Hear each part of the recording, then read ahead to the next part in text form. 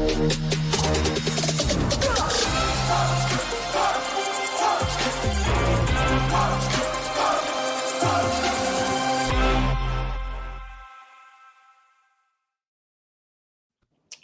and John, thanks for joining us on another episode of Meet the Z. Sharon, I want to start with you because you are the franchise owner in here. And as simple of a question as this is, it tends to tell a beautiful story. So how did you accidentally fall into franchising? How did you make the decision that this was a pathway that you wanted to go in for you personally? Right. I think it's something I've always had in the back of my mind. But it took the pandemic and that moment of pause there in everyone's life to really think more seriously about it. I work as a meeting planner and come from a hospitality background. And essentially, I had no job during the pandemic. So I had to shift into what I think at that moment, I wasn't really sure the future of meeting planning. A lot of people were nervous to travel. So I said, where am I going to go with my life in this next chapter? And that's how it came to be. So you go through this process, and your story is very in line with most franchise buyers. They go through this moment where there's some sort of turbulence in their career. They've saved up some wealth, and they say, okay, how can I figure out what is next? And so you're going through this moment. Did you end up keeping the job while going through franchising? Like there wasn't much work at that point that you're looking at it, but how did you balance work and buying a business? Yes. And fast forward, meeting planning did come back, right? I mean, everyone went right back to travel, and it was even more so than it was in 2018, 2019. So we continue to stay on the upper trajectory with meetings and conferences. So at this point in time, it's more balancing my life with Sola and my meeting planning profession. But going back to your question, it gave me that time during the pandemic to really focus on Sola and what we wanted to do with that business. My husband works in finance, and I think his background and his strong sense of numbers combined and married with my hospitality background is a very good combination for this model. John, for context, I mean, and we're unpacking Sharon's story. You've worked with tons of franchisees over your career. Is this a similar pathway of turbulence in career, still want to manage career, find a way to kind of land both planes? Is this a story, John, that you see quite often?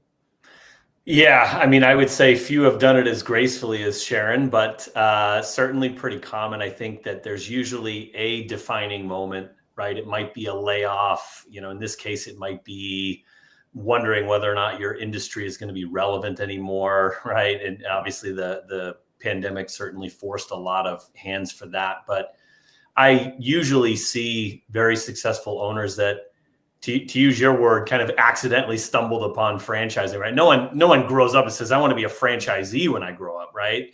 It just kind of evolves in such organic ways, but almost exclusively I see this defining, crossroads in someone's life where they go, maybe this is the time. And then they happen to be lucky enough to stumble upon a model that speaks to them. In Sharon's instance, the hospitality piece is so big, and I've already seen it in the way that she's built a culture within her Sola. But aligning that passion, but timing is really everything, right? And I think Sharon saw the opportunity and did what a lot of folks would like to do but aren't brave enough to do, which is take action, right? And actually go after it.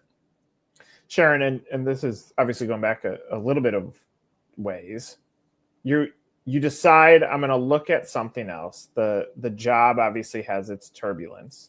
Do you go online and just start Googling? Like, how do you even come to Sola? Right. So we met with someone who oversees a lot of different options within the franchise world. And she interviewed myself as well as Chris. And she presented with us different options. And for me, it was a little interesting because I do have a culinary background. So I was thinking about, do I want to go into the food space to tap into that knowledge, but also realized that's a lot more hands-on. So that's when we really like the Sola model just really resonated with us because we have owned and we do own short-term rentals, long-term rentals. So we felt very comfortable with being a landlord. Um, and so I think it was for her help that helped us to, land on Sola. So if you're doing this on your own, Mhm. you I mean, obviously, I mean, you might be Googling best hospitality franchise or whatever, but you go through a franchise consultant and the consultant says, here are all the options. But if you're looking at Sola, you might say, well, I don't know that I want to be in the beauty segment. It was the help of a consultant explain, well, you're actually in the real estate business, not you're a landlord. And so that allowed you to connect the dots and say, okay, I see the connections. Correct. Yeah. And so just to kind of explain my role now as a meeting planner, I worked 15 years within a hotel chain. And then at that point in my life, I decided that I wanted to be entrepreneurial and I left and I've been an independent business owner for 13 years doing meeting planning. It was the best decision I ever made. The best. And I realized that these folks are very similar to me. You work in a salon model for so many years. And then when you come over to Sola and you're an independent business owner, but it doesn't take as much overhead to do that. And you can still be a business owner and run your own business. I had such passion for that because I went through it on a similar level. Yeah. John, I mean, what's fascinating to me, and I think about franchises on, they call it a layered scale, and we say franchising, and so now Sola is a franchise. But when you look at what it actually is, it's probably difficult to find the pathway into owning a Sola because what are you going to search for? Yes, in some degree on the customer side, we compete on the salon business, but that's not what this business is. So if you're talking to someone out there and saying, let me explain what the business is, John, what would you say it is? Yeah, and the way Sharon had described her skill sets, it's almost like the perfect, beautiful storm of what a successful Sola owner looks like, where she's got some hospitality background, husband's got numbers background, she's got real estate experience, right? Those things are going to really translate well to creating this special sanctuary for these salon pros to come in, run their own business, but also feel like they're a part of something, right? And the culture piece, I cannot understate. But if I'm talking to someone who is just kind of navigating their way through franchising, first and foremost for me, I want to see a passion in helping people become entrepreneurs, right? That is the biggest win for everybody in the Sola model is we get to help others realize their dreams by realizing our dreams, right? It's almost multi-layered entrepreneurship. Mm-hmm.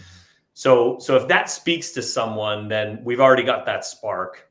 The real estate play certainly is a different level of sophistication. You've certainly got to know your numbers. You've got to understand the value of location. You've got to understand what your marketplace looks like, and also be, in Sharon's words, be comfortable being a landlord in a way. Whether or not you own the space, you really run that space that people are going to be paying you rent for. So if real estate is of interest, then again, that spark now becomes a flame, right? And then lastly is that culture and hospitality piece that I've seen in action with amazing owners like Sharon is you can't really just completely set it and forget it. And I've seen, locations of other models where that was the bill of goods they were sold, where if you build it, they will come. You still need to nurture these salon pros. You still need that personal connection. So I think the social and emotional intelligence quotient has to be high. And if the idea of working with people in almost a hosting environment, right? You're hosting them to help them run their own business. That to me is the ideal candidate that would listen to the words I just said and say, yeah, that sounds like something I think I could get excited about. Yeah. And obviously their financials can align to it. So Right. Sharon, what would be fascinating to me. So on the outside, you go through the process, you land on Sola, you decide that this is the right brand for you. On the inside, part of you as an entrepreneur is dealing with the turbulence that's happened in the event planning space. But now you've signed a franchise agreement and it is just a constant flow of cash leaving your pocket because you got to now go from signing to opening before now the cash flow starts coming back in. How are you navigating that as a human, as an entrepreneur? What are the demons that you're fighting inside to buy the comfort inside your own mind? That definitely came up many times in my mind. And I will preface this by saying I am not a risk taker. By nature, I'm very methodical and conservative, and I need to go into something knowing it's going to be successful. So I really had to push myself with this because this was a big step for me. Anytime that crept into my head, I said to myself, I'm just not going to let it fail. I'm just going to make sure this is going to be successful. And then when I said that to myself, I felt in control of my destiny. And it was true. And, again, from the hospitality and from the working in hotels for so long, I would often go to revenue strategy meetings, and you're always looking at numbers and strategizing. Okay, what is the rate going to be at this hotel on this given night? And it's based on demand. Well, with the Sola model, I knew going into it when we signed what the average occupancy was across the board. Knowing that, it gave me peace of mind to know, okay, if I'm at 50% occupancy and above, I'm in a good place, but yet the company on a whole runs a much higher percent occupancy. I can do that. And how I do it is, like John just said, when I meet with perspectives that come in, I don't keep it to myself to say in my head, oh, if they're successful, I'm successful. I say it out loud to them. If you come over here and if you're going, like, I will be a successful person and want you to be here for years and years to come, not just 1 year, but years to come. And that will be from your success as an individual with us. And we talk about that for a little time before they sign on. Before you signed the franchise agreement, were you walking up to the edge of the diving board and saying, should I do this? Like, did you have some knee-jerk reactions while you're going through it? Oh, yeah. Oh, yeah. What? So obviously you looked inward and said, of course I can do this. I've planned this out. I see the pathway. And frankly, I mean, franchising allows someone who is entrepreneurial to buy a proven business in majority of the cases.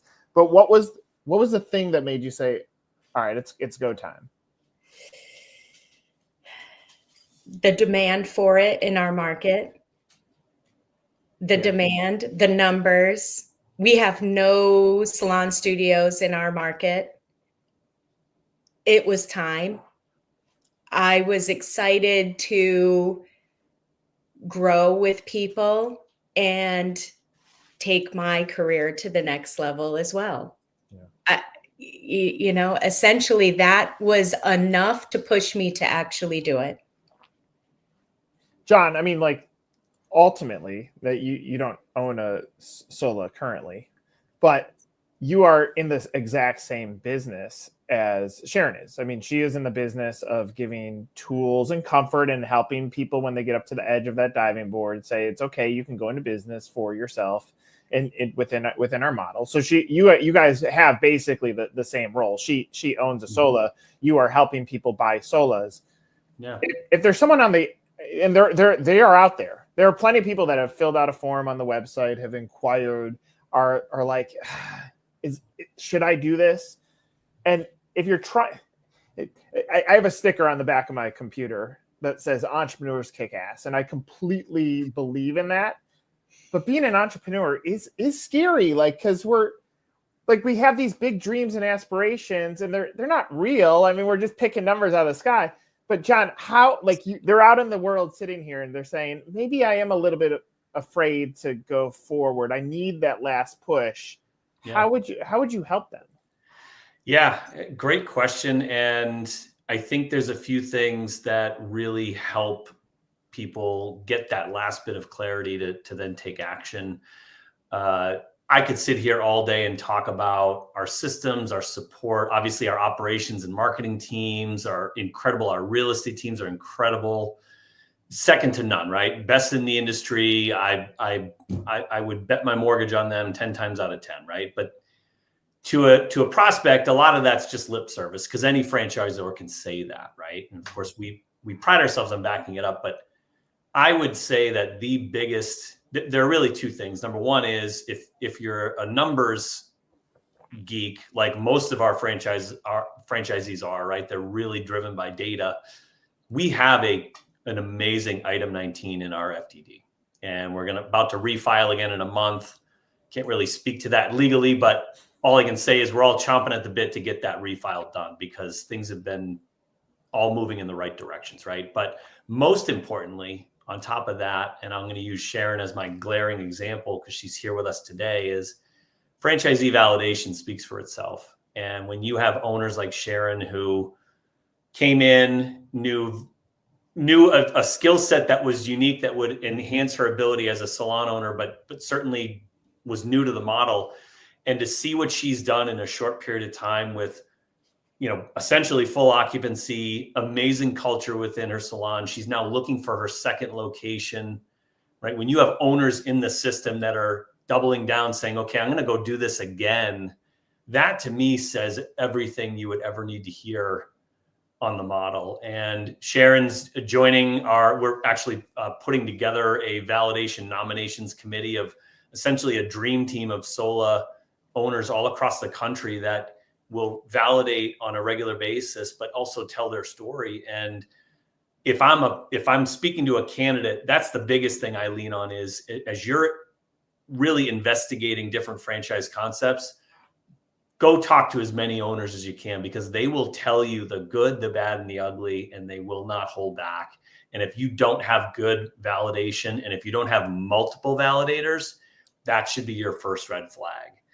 On our end, if we've got, I'm working with a dozen validators that have all raised their hands saying, hey, I'm happy to validate anytime. And we're talking multi-unit, we're talking different states and regions, we're talking 15 plus year owners all the way down to people who have been in the system for 1 to 2 years.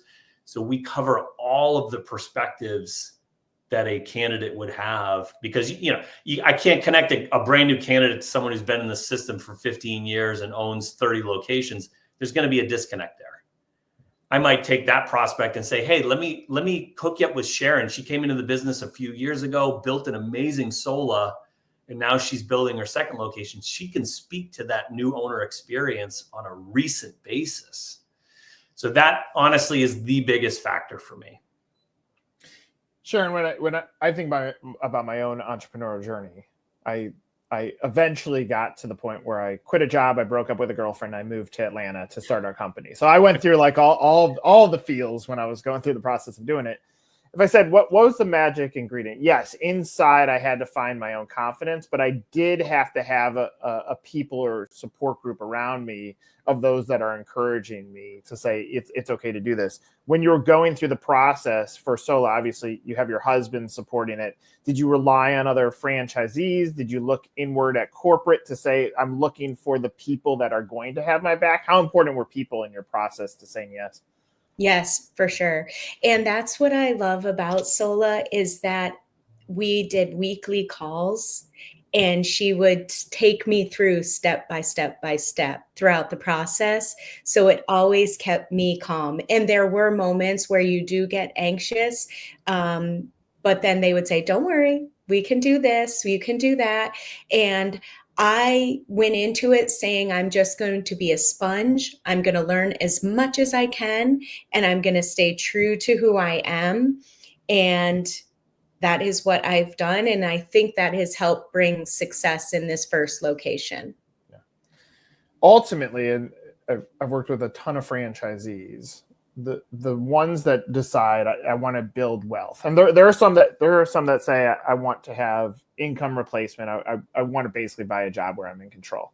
And then there's those that say I want to build wealth. The wealth builders end up looking at things and eventually getting to the scale mindset that say, I'm going to get one open, now I'm going to get another one open. Here's how I start leveraging my assets to build a wealth projection for my family that is different than what I could have had in my career or previous thing.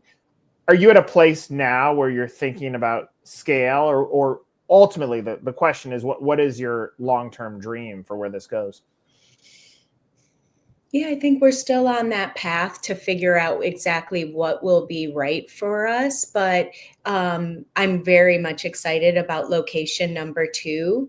And I already have a demand for it and collecting names for that location. We definitely will be doing at least 3, and then we'll kind of see where it goes from there. At the end of the day, I'm so happy with this. I think that's so important to say to others, because I think you don't want to work all the time and be like, oh my gosh, but I'm really happy that I did this. Like it makes me so, I feel good about the people that we've brought in and how pleased they are with our location and how they've been able to bring their careers to the next level. So for that reason, it may be more than 3. I mean, Nick, isn't that the greatest validation answer you've ever heard? Is the joy, because the money's important, Mm-hmm. and time is important, but the joy is everything.